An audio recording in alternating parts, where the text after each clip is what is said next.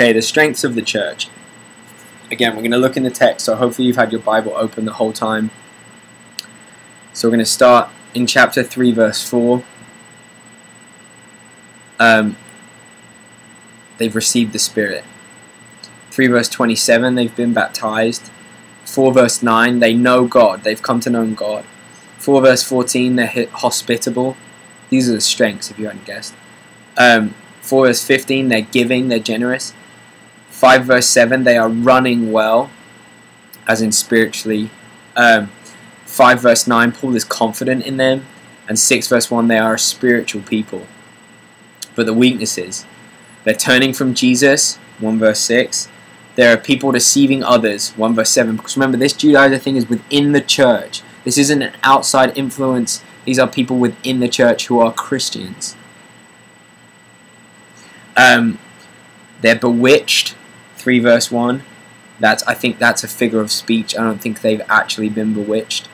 They're relying on the law, 3 verse 5. There's division in the church, 3 verse 28.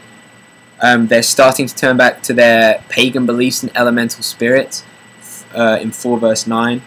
They desire the law, 4 verse 21, instead of desiring grace. They submitted to a yoke of slavery, in 5 verse 1. They're allowing circumcision, in 5 verse 3.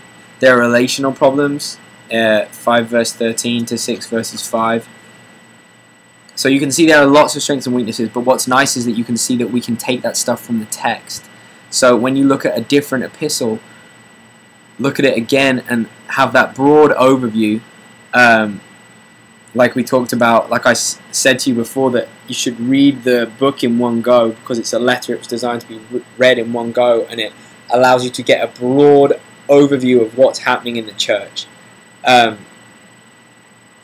Okay, so that's the historical method. That took a while, but that's kind of all the information that I have about the historical background on the Galatians, and what was going on in their church. The third part of the BRI is the literary method. We have to ask, what is the kind of literature? Is it prose or poetry? What is the type of literature? Is it a gospel, apocalyptic, an epistle, etc.? If it's an epistle, which we know that this is, there are certain parts in an epistle that tell you that it's an epistle. And when you're doing the BRI, you write down the verse references for those as well. So, it's all prose except for 427. The way you know that in your Bible is it indented funny.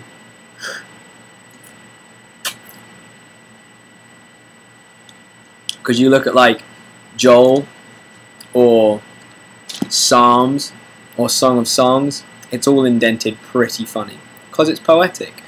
This goes all the way to the edge, prose, poetry, indents. That's how you know.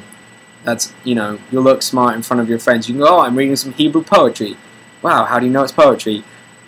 It's indented. B, the type of literature, it's an epistle, because that's just a fancy word for a letter. Okay, so the parts that we look at to find out what should be in an epistle, we have the name of the writer, the name of the recipient, the greeting, prayer, wish, or thanksgiving, the body of the letter, and the final greeting. Okay, the name of the writer is Paul. 1 verse 1, 5 verse 2, 6 verse 1. The name of the recipients, the Galatians, 1 verse 2, 3 verse 1. The greeting is 1 verse 3 to 5. The grace to you and peace, all that little bit, forever and ever, amen. That little chunk, that's the greeting. The prayer of thanksgiving. Now this is a big deal about the letter to the Galatians. There isn't one. I'm pretty confident in saying it's the only epistle that doesn't have a prayer of thanksgiving. It's because Paul's really quite angry at them. And we'll talk about that a little more when we get into the text. The body of the letter is 1 verse 6 to 6 verse 16. And then the final greeting is 6 verse 17 to 18. Okay, that's it. That's the literary method. That was my favourite part. I'd always knock that part out so fast because it's just looking at the text and not writing lots and lots of stuff, just a few numbers. Okay, the survey method is it asks you what's the main idea of the book is and the reason it was written. The main idea of the book is, a way of thinking about it is asking what does the book actually say. You know, what's the main theme, the overarching theme, and the reason written is why was it written? Why did Paul feel the need to write this letter? That's actually, once you start getting into it, he's furious. As I'm sure when I talked to you about doing the emphatic statements when they have the blue lines like this. I'm sure you noticed that there are a lot of emphatic statements. And now, you might not realize that, but that's quite rare to have that many emphatic statements. Even stuff like in 6 verse 11 when he says, "See what large letters I make when I am writing with my own hand." Some people think that's because he's got bad eyes. I think it's because he's like really ticked off and he's like, "Ah, you foolish Galatians, who has bewitched you?" You know, there's serious like issues that Paul is dealing with here. So the main idea, I'm not going to give you these. I'm going to ask you guys to try and work out what they are and yeah, and let me know via Facebook what you think they are. So remember, the main idea is what is being said. What is the main theme of this book? Like if you were to find like a key verse, which I will ask you to do as well, what would that key verse say? What would it sum up? And the reason written, why do you think that Paul is writing this letter to the church in Galatia? Okay, and then that's it, dude. That's the BRI.